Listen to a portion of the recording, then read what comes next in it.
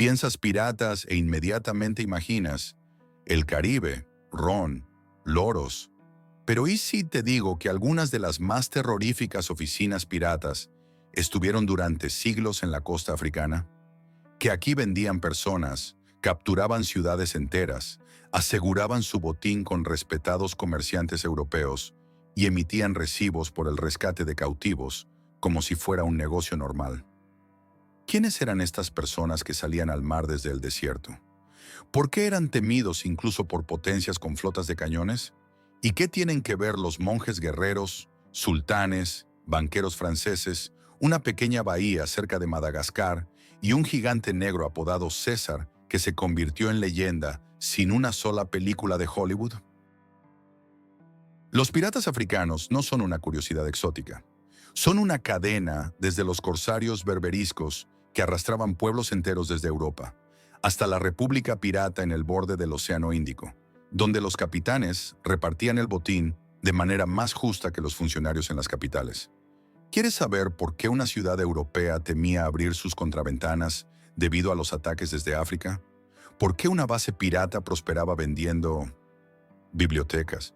¿Y cómo todo esto está conectado con el hecho de que la palabra seguro en el mar adquirió un significado completamente diferente? Quédate con nosotros. A continuación viene un mapa de incursiones, un héroe inesperado y el momento en que intentaron comprar piratas al por mayor. Comencemos. Los corsarios berberiscos, la pesadilla del Mediterráneo que duró siglos. Imagina, vives en un pueblo costero en algún lugar de Italia o España. Una noche te despiertas con gritos. Gente con turbantes y sables curvos ha desembarcado en la costa. Para la mañana, la mitad del pueblo ya está encadenado en un barco navegando hacia la costa africana. Y luego, un mercado de esclavos en Argel, Túnez o Trípoli. Esto no es la trama de una película, era la realidad para miles de europeos, desde el siglo XVI hasta el siglo XIX.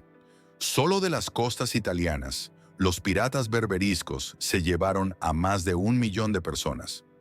Regiones costeras enteras de Italia y España quedaron despobladas debido a las constantes incursiones. ¿Y sabes qué es lo más sorprendente? Era un negocio legal. Los estados berberiscos Argel, Túnez, Trípoli emitían licencias oficiales para el corso.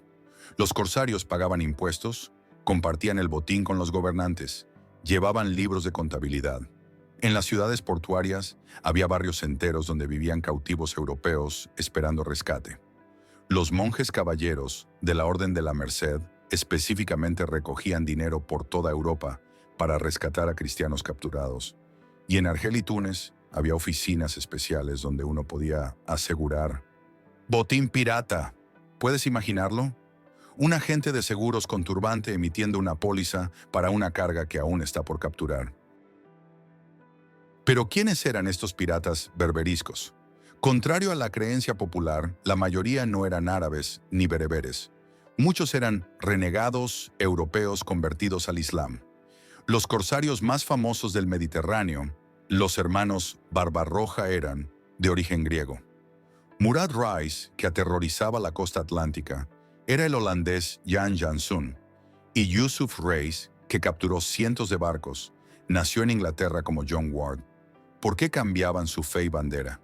Dinero, poder, libertad de las leyes europeas. En el norte de África, un marinero talentoso podía convertirse en almirante y pachá, incluso si nacía en una familia pobre en algún lugar de Cornualles. Los corsarios berberiscos no solo saqueaban barcos, cambiaban la economía de regiones enteras. ¿Sabes por qué Sicilia y el sur de Italia tienen tantas torres de vigilancia a lo largo de la costa? Por las constantes incursiones piratas. ¿Por qué en algunas ciudades mediterráneas las casas se construían sin ventanas en la planta baja? Para que los piratas no pudieran entrar fácilmente. La ciudad de Alguero en Cerdeña incluso recibió el apodo de Pequeña Barcelona, porque los residentes locales se trasladaron a las montañas, y los catalanes poblaron la ciudad vaciada por los ataques piratas. Ahora trasladémonos al otro extremo de África, al Cabo de Buena Esperanza. En el siglo XVII, esta era la principal ruta marítima desde Europa hacia India y China, Imagina, un pesado barco mercante cargado de especias, seda, porcelana, bordeando el cabo. Y entonces un ligero barco pirata salta desde una bahía. Casi no hay posibilidad de escape. Este era el punto perfecto para una emboscada. Todos los barcos tenían que pasar, a menudo dañados por tormentas, con tripulaciones agotadas. Justo aquí, en una bahía cerca del cabo, a finales del siglo XVII, se estableció un grupo de piratas liderado por el capitán Avery.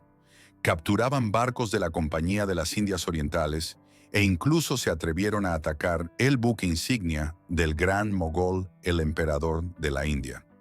El botín fue tan enorme que se contaban leyendas sobre él. Decían que Avery capturó a una princesa y se casó con ella, que fundó un reino pirata en algún lugar del Océano Índico. En realidad, probablemente murió tranquilamente en Inglaterra, habiendo gastado toda su fortuna.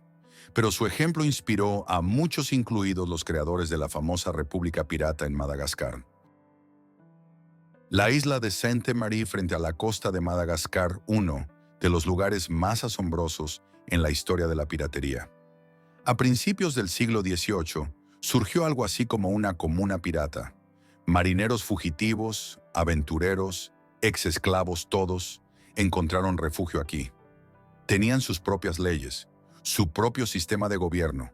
El botín se compartía equitativamente entre todos los miembros de la tripulación. El capitán era elegido por votación y podía ser destituido en cualquier momento. Los heridos recibían compensación, por ejemplo, 600 piezas de 8 por perder un brazo, 500 por una pierna. Esta era democracia real, 100 años antes de la Revolución Francesa. Y aquí aparece una de las figuras más misteriosas en la historia de la piratería africana, César el Negro. Imagina un gigante negro de unos 2 metros de altura, con increíble fuerza física y una mente aguda. Según una versión, era un príncipe de una tribu de África Occidental, capturado por traficantes de esclavos. Según otra, nació esclavo en plantaciones. De cualquier manera, se convirtió en pirata y pronto ganó respeto incluso entre los más endurecidos ladrones del mar. César servía en el barco del famoso pirata Barbanegra y comandaba el equipo de abordaje. Dicen que podía levantar un barril de ron con una mano y beber de él como de una taza. Cuando Barbanegra fue asesinado, César logró escapar y estableció su propia base pirata en Los Cayos de Florida. Robaba galeones españoles que transportaban oro del Nuevo Mundo y se convirtió en una verdadera leyenda del Mar Caribe. Pero a diferencia de muchos otros piratas, César no era cruel, raramente mataba prisioneros y a menudo liberaba barcos capturados, llevándose solo carga valiosa. Ahora trasladémonos a la costa oriental de África, a Somalia. Sí, la piratería somalí moderna tiene profundas raíces históricas. Incluso en el siglo XIX, los marineros somalíes atacaban barcos mercantes que pasaban por el estrecho de Bab el-Mandeb. Pero el verdadero florecimiento de la piratería somalí llegó a finales del siglo XX, principios del XXI.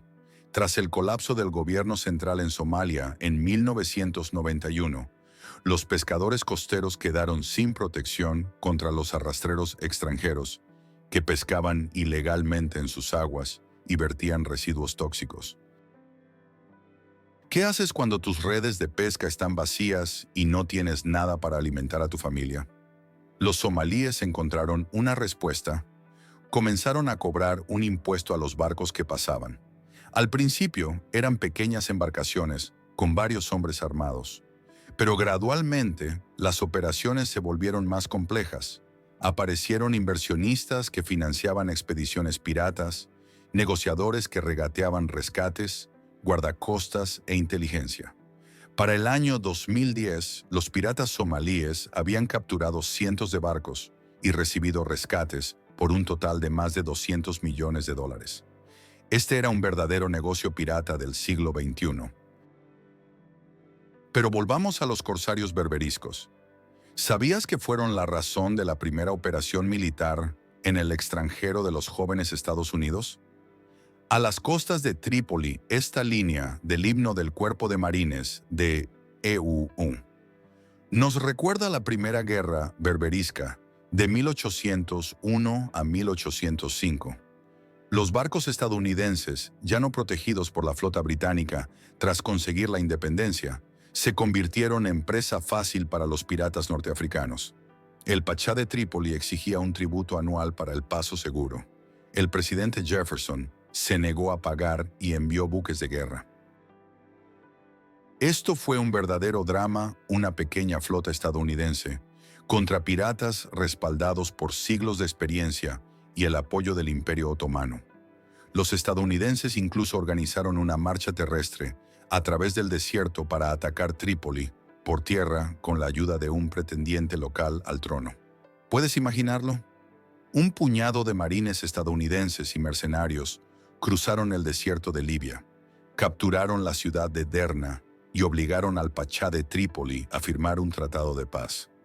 Esta historia se convirtió en la base de la famosa canción Marines en los salones de Moctezuma. ¿Y sabes qué era una de las mercancías más valiosas capturadas por los piratas berberiscos? Libros. Sí, libros ordinarios. En el mundo islámico había una enorme demanda de literatura científica. Las bibliotecas capturadas de los barcos eran cuidadosamente clasificadas, tratados científicos, libros de referencia médica, tablas astronómicas se valoraban a peso de oro. En Argel y Túnez había mercados especiales de libros donde se vendían libros europeos capturados. Muchos de ellos terminaban en bibliotecas de mezquitas y madrazas, donde servían como fuentes de conocimiento para eruditos islámicos. Paradójicamente, los piratas contribuyeron al intercambio cultural entre Europa y el mundo islámico. La piratería en el Océano Índico tenía sus propias características. Aquí operaban no solo europeos y africanos, sino también piratas árabes, indios y malayos. Particularmente famosos eran los piratas de Malabar de la costa occidental de la India. Sus embarcaciones ligeras y veloces podían retirarse a aguas poco profundas, donde los pesados barcos europeos no podían perseguirlos. Y en la costa oriental de África, en Zanzíbar, había un verdadero emirato pirata que controlaba el comercio de esclavos, marfil y especias. Pero quizás la base pirata más inusual en África era la isla de Jerba frente a la costa de Túnez. Aquí vivía una comunidad única, piratas judíos. Sí, oíste bien, judíos expulsados de España a finales del siglo XV encontraron refugio en esta isla y se dedicaron al corso. Con permiso del bey de Túnez, atacaban barcos cristianos, especialmente españoles. Era una especie de venganza por la expulsión. Al mismo tiempo, observaban estrictamente las leyes judías, no salían al mar en sábado y compartían el botín con correligionarios pobres. ¿Puedes imaginar un barco pirata donde en lugar de ron beben vino kosher y en lugar de yo-ho-ho cantan salmos? La piratería en África también tenía una dimensión política. Por ejemplo, el famoso corsario berberisco Heireddin Barbarroja se convirtió en almirante de la flota otomana y gran visir. Comandó la flota en guerras contra España y Venecia, liberó Túnez de la ocupación española. En esencia, se transformó de pirata en estadista de escala mundial. Y su hermano Aruj Barbarroja liberó Argel del dominio español y se convirtió en su gobernante. Así que la línea entre piratería y lucha de liberación nacional era muy delgada. Curiosamente, algunas bases piratas africanas se convirtieron en centros de multiculturalismo. En Salé, un puerto pirata en Marruecos, vivían musulmanes, renegados cristianos, judíos. Hablaban una mezcla de árabe, español, italiano y otros idiomas. Surgió aquí una cultura única con su propia música, cocina, arquitectura. Los piratas, con toda su crueldad, crearon asombrosos híbridos culturales que existen hasta hoy. Por ejemplo, el idioma maltés una mezcla de árabe e italiano que surgió en la época de confrontación entre los caballeros hospitalarios y los piratas berberiscos. ¿Y qué hay de las mujeres piratas en África? También existieron. La más famosa Saida al-Jurra, gobernante de Tetuán en Marruecos en el siglo XVI, Comandaba una flota pirata que aterrorizaba las costas española y portuguesa. Su nombre significa dama libre, y verdaderamente era libre e independiente en un mundo donde las mujeres eran relegadas a un segundo plano. Saída negociaba de igual a igual con los reyes de España y Portugal, concluía acuerdos comerciales y alianzas militares. Al mismo tiempo, nunca olvidó su misión principal, vengar a los cristianos por la expulsión de los musulmanes de España. ¿Cómo combatían a los piratas africanos? De diferentes maneras. Las potencias europeas construyeron puertos fortificados, enviaron escuadrones militares, pagaron rescates y tributos. Los caballeros hospitalarios en Malta crearon su propia flota que cazaba piratas musulmanes. Los españoles intentaron capturar bases piratas en el norte de África con éxito variable. Los ingleses y holandeses preferían proteger sus barcos mercantes con convoyes, y algunos países simplemente contrataban a sus propios corsarios para protegerse contra los piratas, creando una especie de situación de pirata contra pirata. Pero el método más efectivo resultó ser la diplomacia. A principios del siglo XIX, las potencias europeas finalmente se unieron contra los estados berberiscos. Después de las guerras napoleónicas, la flota británica, liberada de luchar contra los franceses, desató su poder sobre Argel. En 1816, un escuadrón anglo-holandés comandado por Lord Exmouth bombardeó Argel, destruyendo la mayor parte de la flota pirata. Y en 1830, Francia comenzó la conquista de Argelia, poniendo fin a la época de 300 años de piratería berberisca. ¿Qué queda de los piratas africanos hoy? Ante todo, la memoria. En Marruecos, Argelia, Túnez, los corsarios berberiscos son considerados héroes nacionales que lucharon contra la expansión europea. En ciudades portuarias mediterráneas, todavía se cuentan leyendas sobre incursiones piratas. Y en Madagascar, la isla de Sainte-Marie se ha convertido en una atracción turística. Aquí se puede visitar un cementerio pirata y un museo de piratería. Pero el principal legado de los piratas africanos es su influencia en la historia mundial. Cambiaron rutas comerciales, influyeron en el desarrollo de asuntos navales, contribuyeron al intercambio cultural entre Europa y África. Sin los corsarios berberiscos, la Orden de Malta no existiría en la forma que la conocemos. Sin los piratas de Madagascar, no habría tantas leyendas sobre tesoros piratas. Y sin los piratas somalíes, el derecho marítimo moderno luciría diferente. Así que los piratas africanos no son solo una página exótica de la historia. Es todo un mundo lleno de contradicciones, crueldad y romanticismo, intrigas políticas y cálculos económicos. Un mundo donde un beduino del desierto podía convertirse en el terror de los mares, y un marinero europeo en almirante de una flota musulmana. Un mundo donde se entrecruzaban culturas y religiones, donde se creaban y destruían estados, donde se escribían leyendas que viven hasta nuestros días. Ahora piensa, si vivieras en esa época, ¿quién serías? ¿Un valiente capitán navegando los mares en busca de botín? ¿Un cautivo esperando rescate en un calabozo argelino? ¿Un monje mercedario recogiendo dinero para liberar prisioneros? ¿O quizás un comerciante haciendo tratos con piratas? Escribe en los comentarios qué papel te parece más interesante. Si has disfrutado de este viaje al mundo de los piratas africanos, no olvides dar me gusta y suscribirte al canal. Haz clic en la campanilla para no perderte los próximos episodios, y en ellos contaremos sobre otras páginas poco conocidas de la historia que no son menos fascinantes que las aventuras piratas. Y recuerda, la historia no son solo fechas y hechos de libros de texto. Son personas vivas con sus pasiones, ambiciones, sueños. Personas que cambiaron el mundo, a veces con un sable en mano, a veces con una pluma, a veces con una brújula y un mapa. Como decían los corsarios berberiscos, el mar no conoce amo.